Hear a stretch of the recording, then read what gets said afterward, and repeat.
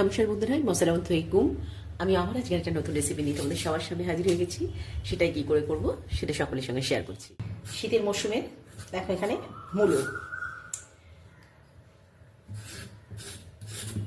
তো আমরা অনেকভাবেই খাই, কিন্তু আজকের একটু আমি করব মূলোর চাটনি। মূলোটাকে প্রথমে এভাবে ছাড়িয়ে নেব। মূলোগুলো ছোলা হয়ে গেছে। এবারে আমি একটা এর মধ্যে গ্রাইন্ডারের মধ্যে এইভাবে মূলোটাকে একটু ঠিক যেরকম ঝুড়ো ঝুড়ো আলু ভাজা খাই এইভাবে সব করে দিতে হবে। মূলোটা গ্রেট হয়ে গেছে। এবার একটু সামান্য নুন দিয়ে দিলাম। নুন দিয়ে এটাকে একটু মাখিয়ে আমি 10 মিনিটের মতো এইভাবে রেখে দেবো। তাতে কি হবে, মূলোটা থেকে একটু জলটা ছাড়বে, আর সেই জলটা ফেলে দিয়ে কিন্তু আমরা তারপরে চাটনিটা রেডি করব। এইভাবে মূলোটাকে একটু ঢেকে রেখে দেবো। মূলোটাকে যতক্ষণ নুন দিয়ে মাখিয়ে রেখেছি ততক্ষণ আমরা এখানে একটা পেস্ট তৈরি করব। তার জন্য একটু ওভেনে কড়া বসিয়ে দিয়েছি। একটু তেল দিয়ে দেবো, অল্প সামান্য। তেলটা গরম হয়ে গেছে। এবার এর মধ্যে একটু দিয়ে দেবো অল্প কালো জিরে। শীতেতে কালো জিরে বা রসুন সর্দি কাশির জন্য ভীষণই উপকার। 1 গোলা রসুন চুলে নিয়েছি, তার থেকে অর্ধেকটা আমি এখানে দিয়ে দিলাম। আর দিয়ে দেবো এখানে মিডিয়াম সাইজ দেখে দুটো টমেটো কেটে রেখেছি, সেটা দিয়ে দিলাম। সেটাকে একটু তেলে ফ্রাই করে নেবো। অবশ্যই একটু মজে যাচ্ছে। এবার এর মধ্যে দিয়ে দেবো আমি ধনে পাতা।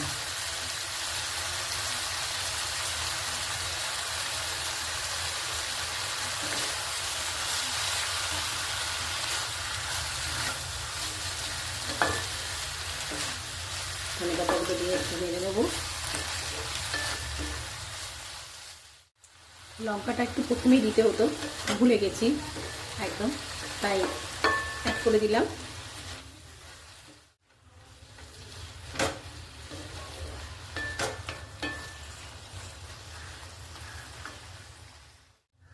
এটা একটু মজে গেছে একদম। এবার এটাকে আমরা একটু ঠান্ডা হতে দেবো। ঠান্ডা করে একটু পেস্ট করে নেব। আমার পেস্টটা হয়ে গেছে। যে মূলোটা আমরা নুন দিয়ে মাখিয়ে রেখে দিয়েছিলাম, দেখো এবার সেই মূলোটাকে এরকমভাবে চিপে চিপে রসটাকে বার করে দিতে হবে। দিয়ে একটা জায়গায় এরকমভাবে রেখে দেবো। মূলোর রসগুলোকে ফেলে দেবো।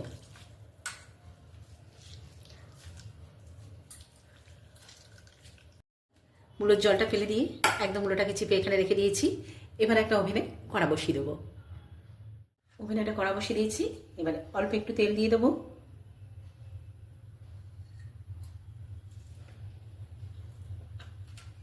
তেলটা একটু গরম হোক। এর মধ্যে একটু অল্প কালো জিরে দিয়ে দেবো,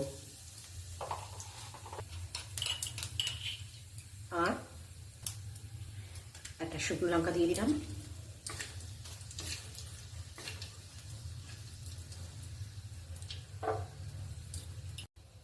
গ্যাসের ফ্লেমটা কিন্তু হাই করে নিয়ে একদম মিডিয়ামে রেখেছি। আর একটু রসুন থেতো করে দিয়ে দিলাম।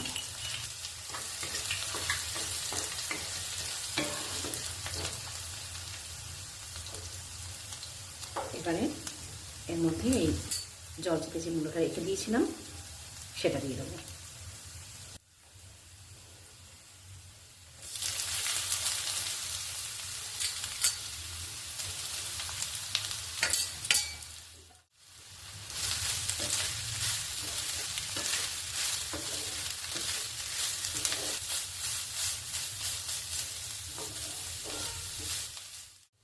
মাঝে মাঝে একটু নেড়ে দিতে হবে।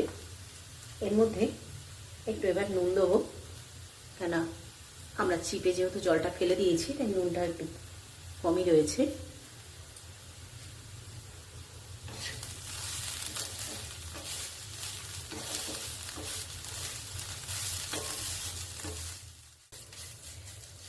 মূলোটা হালকা একটুখানি ফ্রাই হয়ে গেছে।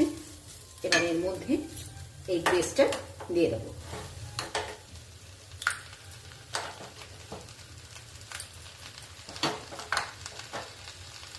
এবার এর মধ্যে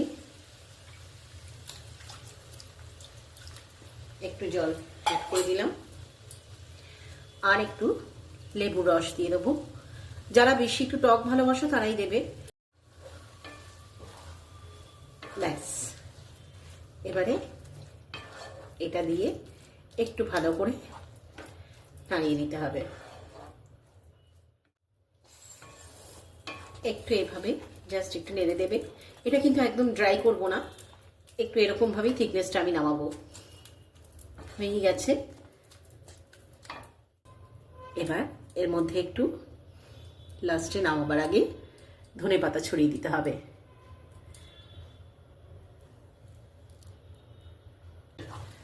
মূলোর চাটনি রেডি। বন্ধুরা, আমার মূলো আর ধনেপাতার চাটনি রেডি। আমি কিন্তু সার্ভ করে দিয়েছি। এবার শুধু খাওয়ার অপেক্ষায়।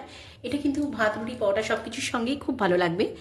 আর যারা মূলোটা জানতে না এভাবে করতে হয়, আর বিশেষ করে যারা মূলোটা অপছন্দ করো তাদের জন্য বলি যে আমার এই প্রসেস যদি একবার হলেও তোমরা খেয়ে দেখো, ট্রাই করে আমার এই রেসিপিটা দেখে আমি 100% গ্যারান্টি দিয়ে বলতে পারি যে তোমরা সপ্তাহে একবার হলেও কিন্তু মূলো খাবে এভাবে।